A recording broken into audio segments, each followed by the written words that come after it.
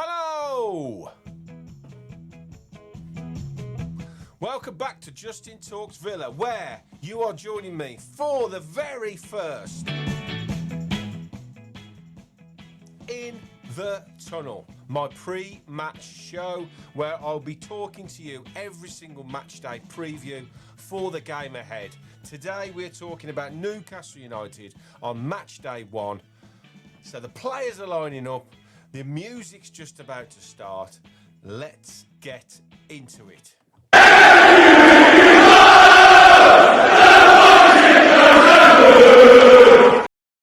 Right, so as I say, this is my brand new format where I take a quick look at the games to come and I bring you my opinion on the games, on the formations, on the players, on the impact it'll have on the league table and on everything to do with the game coming up. We'll start with predicted 11s and key players missing. So let's get straight into it. We have got injuries. Obviously, we all know Emi Martinez is suspended. Ross Barkley, Morgan Rogers and Andres Garcia have all missed pre-season, parts of pre-season and towards the end. But we have seen in the training videos this week that all have been involved in training. So I would imagine Morgan Rogers will be involved. It'd be interesting to see if either of the other two make the bench. For Newcastle United, Joe Willock is definitely out. Anthony Gordon is a doubt, but I expect him to play. And we all know that Isak will definitely not be playing. As for the 11s, we'll get into it a little bit more detail in a minute, but this is how SofaScore sees the teams lining up on Saturday lunchtime. Maatsen, Torres, Konsa, Cash, Kamara, Tielemans, McGinn, Rogers, Marlon and Watkins. I don't have it exactly lined up with that, but I'll get into that in a minute and we can have a discussion about that. They have Newcastle with Livramento at right back, Sharp, Burn, Hall, Pope in goal, who I don't think Pope is fit, but he might be, I don't know. Barnes, Jolinton, Tonali, Gilmaresh, Elanga, the new signing, and Anthony Gordon, they do expect to start up front. So that will be interesting. Form guide. Let's get into the form guide. So where have we been? The head-to-head.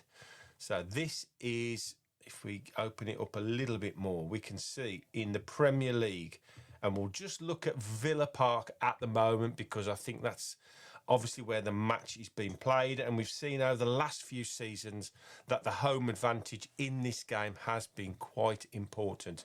So if we go back to 2021, in January, we won 2-0. Back in the next season, we won 2-0. 3-0 in the next game, a loss in 2024. And then last season, towards the end of the season, that brilliant 4-1 home win. And obviously, if we put in the away games as well, we have seen that there has been a bit of a turnaround. We had that disastrous 3-0 at Newcastle there, and a 5-1 there, and a 4-0. So at Newcastle, we have struggled really badly over the last 3 seasons.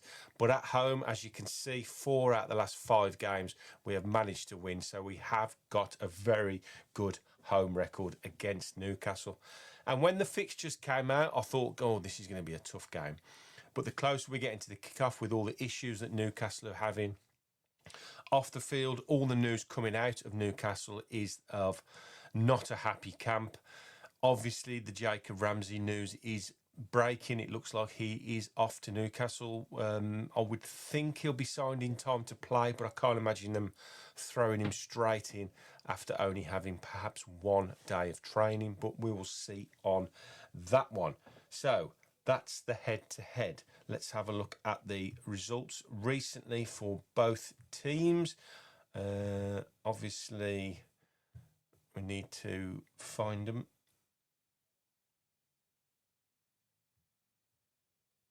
So as we can see, Newcastle are on a run stretching back to last season of a pretty woeful run with a 1-0 loss to Arsenal. They lost at home to Everton, and then the pre-season hasn't been great for them. A 4-0 loss to Celtic, a 3-2 loss to Arsenal. They lost to the K-League All-Stars. They drew with Tottenham, drew with Espanyol, and then lost their last pre-season friendly against Atletico Madrid 2-0.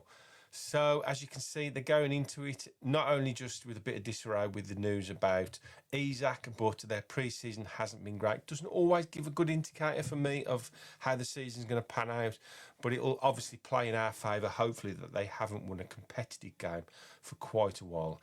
As we can see, our pre-season was very up and down. A couple of early friendlies with the youth team, with losses, a draw to Frankfurt, and then we started ramping it up with a win, a draw against Nashville, beating Roma comfortably, and then the loss against Marseille and the nice win against Villarreal, which finished off the pre-season in a very positive manner. So we now move on to what I believe will be the team news for the weekend and the two starting 11s for the Newcastle Villa game, and where I think the game could potentially be won or lost. So if we start with the Newcastle team, if you look at what is being reported, Ramsdale in goal. Lascelles did play the last game and captain Newcastle in the last pre-season friendly. Trippier to start at right back, Livramento to switch to left back, and Dan Burn to come in to partner Lascelles at the back. They typically play with a 4-3-3, which also can tuck into a 4-5-1 when defending. Obviously, Isaac isn't there, so they're going to have to rely at the moment with Anthony Gordon up front, if he is indeed fit to play, which I expect him to be. So they do carry a lot of threat still in the front six positions. You expect Joe Linton, who has just improved since his first couple of seasons, he just keeps getting better in that midfield three. Tonali, since he come back last season, was a revelation, and we all know about Bruno Guimaraes. He's just a wonderful footballer. The back four looks a little bit tricky for them at the moment. Trippier is getting older all the time. Lascelles was bombed out a while ago, but it seems to have returned back to the fold with injuries probably set to play. Although this centre-half partnership here, there is still a potential it might not be these two, but this is probably the most likely based on all the information I've read today. Aaron Ramsdale, in on loan from Southampton, will, I think, start in goal. Now, if we bring in what I believe, let's look at the Villa 11 that I think we're going to play. So this is what I think we're going to play. So totally different to Sofa score. Bizzo in goal because Martinez is out. Then we're looking at Luca Dean at left back. Pau Torres, I believe, will start left centre half. Ezri Konsa. Matty Cash will start at right back. The double pivot will be Boubacar Kamara and Yuri Tielemans. Rodgers, provided he's fit, will sit in the 10. And then I think with Ramsey's departure, it opens the door for Marlon. We could see maybe even McGinn switching to that side. I'm not sure. Obviously, Bailey has had a decent enough pre-season. He's looked okay, but there is now question marks over whether he will actually remain at Aston Villa, with the likes of Roma looking at him and maybe the Saudis. And then obviously the wild card is Ghassan. Will he come in? I don't think he'll start. Is it a bit early for him to throw him in at the start? Could it be a bit of a wild card to throw him in? I'm plumping with McGinn. He's the club captain. He is a leader. He is everything that we want in a player. We've obviously fended off Everton when they come in with a bid for him. And obviously Ollie Watkins will start up top. So if we feed in the Newcastle team now and line them up against each other, you can see that obviously Ollie Watkins will plough a lone furrow up top, with John McGinn potentially playing off the left, but I think I'm probably tempted more to stick Daniel Marlon over there for the time being. We have obviously seen Rodgers play on the left, which is again something else we could see. There's lots of interesting little side plots and interesting little points to see when the team news drops, and then when that starting whistle goes, where they all pick up, what positions they all pick up. But Marlon could definitely be seen as a foil for Ollie Watkins and play off Ollie Watkins. Watkins has led the line fantastically and he's in fantastic form in pre-season with goals and assists galore. Marlon also picking up a couple of goals and some nice assists. So at the moment, that front four looks pretty decent. I think whatever way he decides to go with it, I think they definitely are interchangeable as well. Something that Emery does like to do is make sure his players can fit in and out and switch if they need to. I think McGinn gives you that little bit more cover down the right-hand side, especially with Guimaraes and Tonali here, who make up a really, really interesting pivot here. So if we look at these players, if I can link them together, still getting used to this technology. I do see that these three in the middle of the park here will be absolutely critical for Newcastle going into Saturday's game. And if we look at the three sort of triangles that Newcastle will want to basically be a part of, then it's very, very important that these three are in tune with each other and they are definitely in a position where they can affect the game. If we look at the way that they move, Kamara and Tielemans are going to have their work cut out picking these players up, because with the front three, it will keep Dean and Torres definitely. They'll have a lot of work to do here. Gordon is obviously a very quick player, and he will lead the line decent enough, although he's not a target man, so you would hope that they should have enough to hopefully stop him playing. Barnes has had a brilliant run against Villa, always tends to score as well, so it's someone we've got to keep an eye on. Obviously, when we attack them, then you've definitely seen that they love to tuck in and play this five across the middle of the park. So they'll all sit in and they'll all make it very, very difficult to break them down. So this makes Luca Dean and Matty Cash's job very, very important to help supplement the attack with John McGinn and Daniel Marlon and Morgan Rogers pulling the strings and hopefully giving Ollie Watkins the chances that he will be craving. And obviously he's going into it in very good form, as I've said. So this is going to be where we're going to win the game, in my opinion. Down this right-hand side, whoever plays here, I think Dan Burn can be isolated. I think Ollie Watkins can play off his shoulder. If Morgan Rogers can get in here as well with McGinn, and then Tielemans and Kamara can push up, as we've seen, then Yuri Tielemans is of passing ability is just fantastic, and we've seen in pre-season that, you know, feeding the ball here through the lines either to Watkins or Rogers or spraying it over to Marlon, and then if Luca Dean can make this overlapping run, then, you know, a switch is on as well. I think Tielemans is the key midfielder for us. I think he's someone that's got to we've got to get him on the ball as much as we possibly can, and then we've got to try and, I think, expose the Trippier as well. So the weak links for me at the back of Trippier and Dan Burn. Lascelles as well, if he does play. I mean, they might go with Shah, but it's injuries permitting, isn't it? And I think we'll have to see on the day what they end up deciding to go with. So finally, I want to look at one player from each team who I think will be very, very pivotal to this game. And I've picked out Anthony Gordon and Ollie Watkins for obvious reasons. I think they'll both be leading the lines for their respective clubs at the weekend. And the statistics I've got at the moment, obviously, are last season's. So we're going to have a quick look at them. Watkins is obviously the older man. Last season's heat maps shows that mainly Anthony Gordon operated down the left, which is where you usually find him, but he's having to fill a gap at the moment with no forwards available for Newcastle. And I think his profile does suit that role up top. I do think he takes people on, he scores goals. So I think it's very interesting how he will fare on Saturday. If we look at the statistics here, then minutes per goal, it's not too bad for a player that obviously didn't play up top. 6 goals last season to Ollie Watkins' 16s. He did outdo his XG.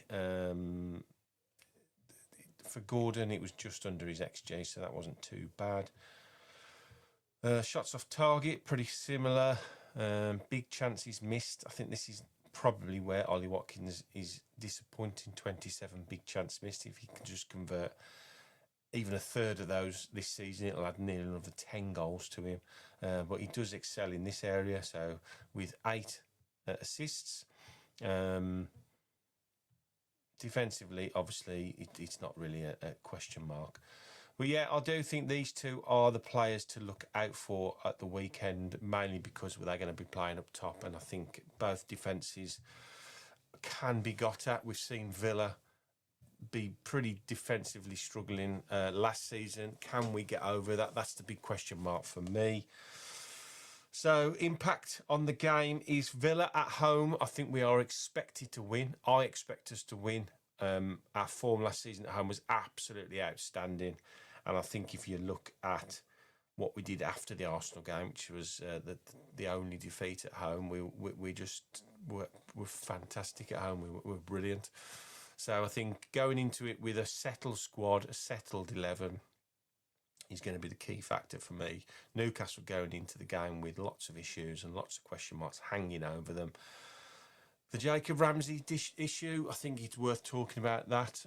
I think I've put it on record numerous times that I was told at the start of the summer that Jacob Ramsey is a player that the Villa, I'm not going to say we would be happy to leave, but he's one of the players that they earmarked that if a decent bid come in, they wouldn't stand in his way, and it looks like that is happening now. So it looks like Ramsey is going to be indeed off to Newcastle.